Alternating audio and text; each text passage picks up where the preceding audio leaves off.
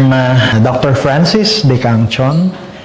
My friends call me Doc Junji. I am the CEO and the Medical Director of Asian Center for Ageless Beauty.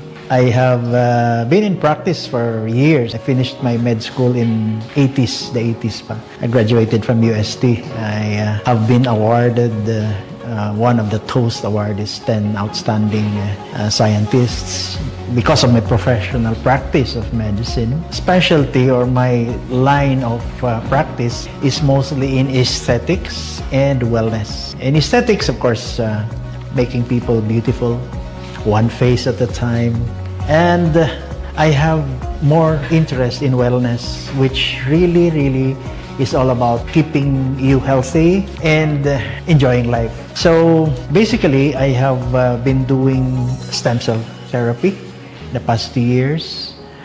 More seriously, starting 2010, 2009, 2010, when I started to learn more techniques of how to separate stem cells from fat cells. Because years before that, I would be doing a lot of liposuction and making people more fit, making people more sculpted, and giving them back their confidence, their self-esteem, and then just throw away fats. Later, as I go around doing a lot of sharing my knowledge in Asia, even in Europe, I learned that stem cell therapy was very much practiced in these countries.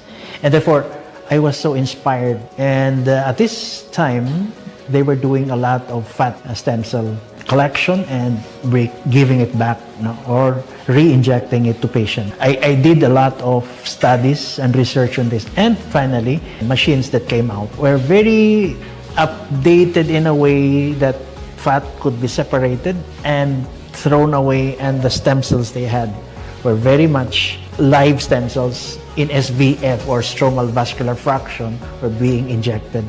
This, I saw the effect.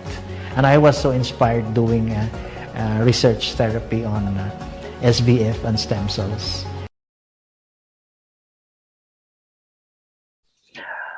Going to this, the latest in the world of stem cells, of course, andyan yung mga publications na kaliwat kanan that we cannot anymore deny, we cannot anymore just shove aside and say wala yan.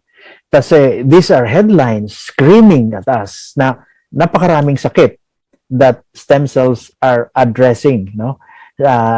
Very exciting breakthroughs the past 20 years ng stem cells.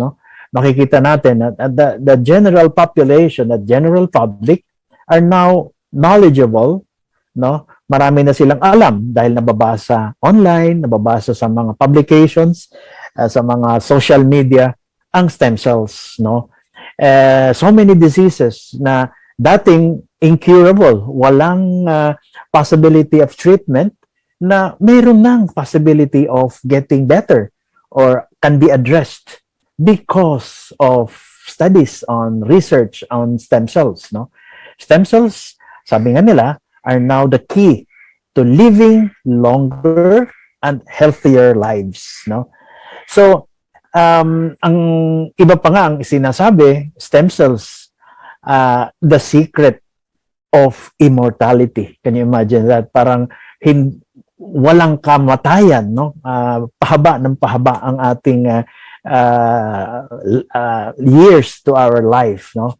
So many things have been discovered about stem cells the past years, especially again as mentioned to you in our training sessions, that it helped when President Obama has approved the research, funding researches on stem cells. Nakatulong yon. But even before President Obama did that, napakarami na po na research, especially in Europe, even in Asia. Napakarami na. This is the reason why I got involved also in stem cells, also treating patients with stem cells. Hindi na natin makakaila ang stem cell revolution. As the saying goes, stem cells are the fountain of youth. Sabi nga nila, ano ba ang fountain of youth? Saan ba makikita yun? Ano ba ito? No? Are these medicines? Are these food? No? Ito yun. Stem cells are considered the fountain of youth. No? It is a vital or a very essential part of our immune system that repairs and regenerates damaged cells. Importante yan, no? Repairs, regenerates our damaged cells. Ang stem cells po, nasa katawan natin.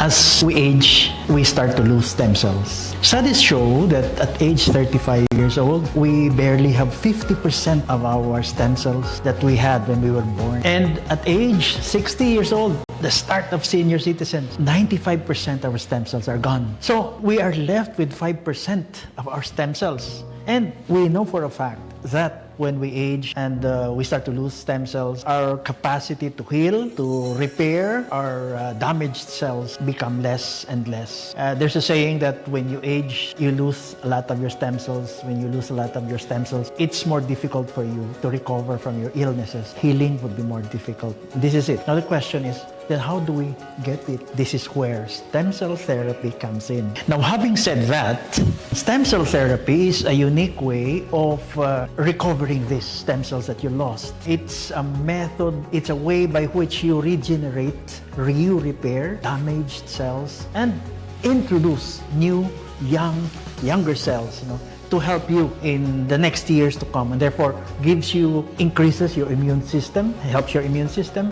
It prolongs the life of your cells, basically, and of course, the quality of life beyond your 60 years that you lived going to your sunset years. So this is the stem cell therapy.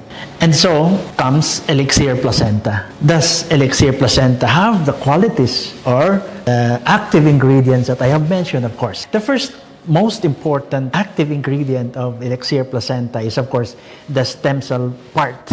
That is what we're so proud about this product, because the deer placenta, where we source this, coming from New Zealand, a very pristine environment to pollution-free deer placenta, have this particular stem cells that is very much similar to human placenta, which contains a lot of stem cells, of course. Having all these qualities of the human placenta, then it will give us the benefits that we expect from stem cells, including main components of polysaccharides, amino acids, and also, aside from that, it has two main components. Specifically, I'm talking about rhodiola and, of course, Angelica sinensis, giving more oxygen supply to our kidneys, liver, vital organs, and of course, Angelica sinensis, which helps in being a medium or vehicle to bring these ingredients, active ingredients, to our body and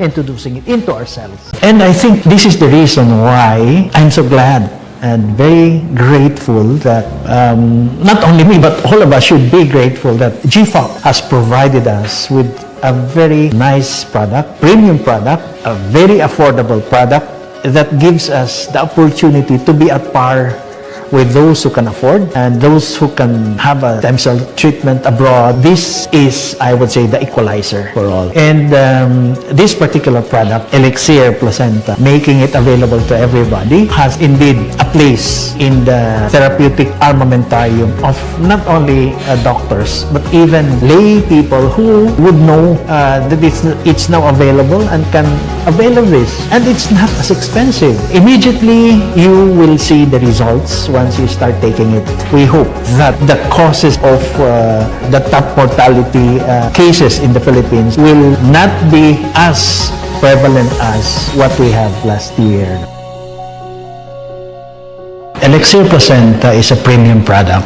Why? It has three methods or three ways in which it can help any patient at any level of his disease problem, like from prophylaxis or prevention to during the disease itself and post during the convalescent stage. The three methods by which it acts are: the first, the stem cell therapy. It has a DNA therapy, and of course the last one is the anti-inflammatory therapy. Not all or stem cell therapies available in the market have these three types of ways by which it can help end users. Besides that, the raw materials of this product, Elixir Placenta, have been sourced from premium countries. Not just any country getting their raw materials, but from premium countries like Germany, South Korea, you have Portugal, you have Taiwan, and of course the deer placenta itself from New Zealand. So basically, you have a product with premium raw materials coming from top-notch countries who provide the raw materials. Very effective and worth the money that you pay for. Most of all, I will not be endorsing this product if this were not approved by the FDA. Well, basically, the term activated is used in this particular setting where when you take Elixir Placenta, it is packed premiumly in a very unique process by which the ingredients are or cannot be deactivated by the gastric enzymes, gastric acids, when it passes through the stomach. And to make sure that it is protected, it travels beyond the gastric mucosa and goes to the small intestine, where the capsule that insulates the active ingredients is released. And these active ingredients now are activated. And these active ingredients, the 14 premium ingredients in Elixir Placenta, will now take effect. And positive benefits that we are expecting from these premium ingredients. DNA therapy, what you take in, what food you take in, will not change your DNA sequence. It will not. But the diet that you have will have a profound effect on how you express certain possibilities of what is encoded in your DNA. Or simply saying that anything that you take in, you eat, food or supplements that you take, will change, turn on or turn off genetic markers that will have a profound effect on the outcomes, health outcomes, which could either be even life or death. Like, for example, if you have hereditary problems, hereditary disease like diabetes, you definitely will have it if your parents have it. But the diet that you take will tell you a lot about it. It can turn on or off these genetic markers, specifically talking about sugar. You take a lot of sugar, then you get your diabetes early. You inhale or take a lot of nicotine, smoking, then you get your lung cancer. Elixir Placenta has a DNA therapy way of treating diseases, meaning it has 4 ingredients that make sure that DNA therapy is indeed part of Elixir Placenta. These are your grape olive extract, your medium chain triglycerides, your NMN or nicotinamide mononucleotide, and D-ribose. The 4 of them affects telomeres of our cells. These 4 ingredients present in Elixir Placenta provides telomerase, which is an enzyme that protects the telomeres from shortening, and indeed it lengthens their life of chromosomes inside the cells, and therefore prolongs cell life and gives us more quality beyond the 60 years of our life. This is present in Elixir Placenta. This is the beauty of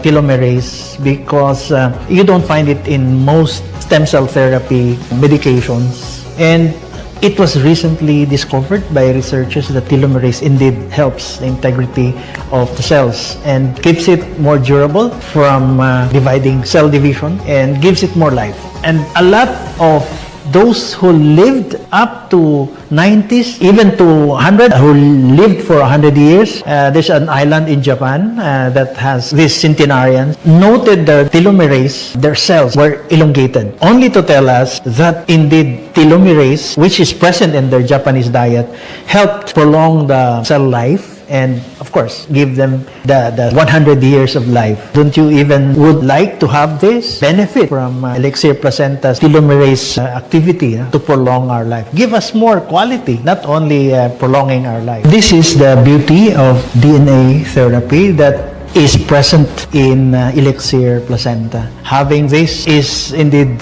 separates Elixir Placenta from other stem cell preparation in the market.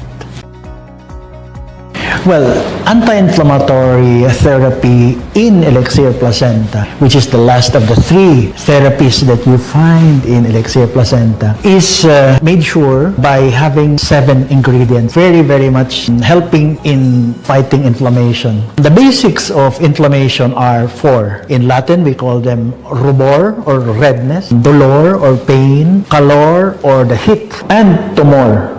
The 4 principles of inflammation.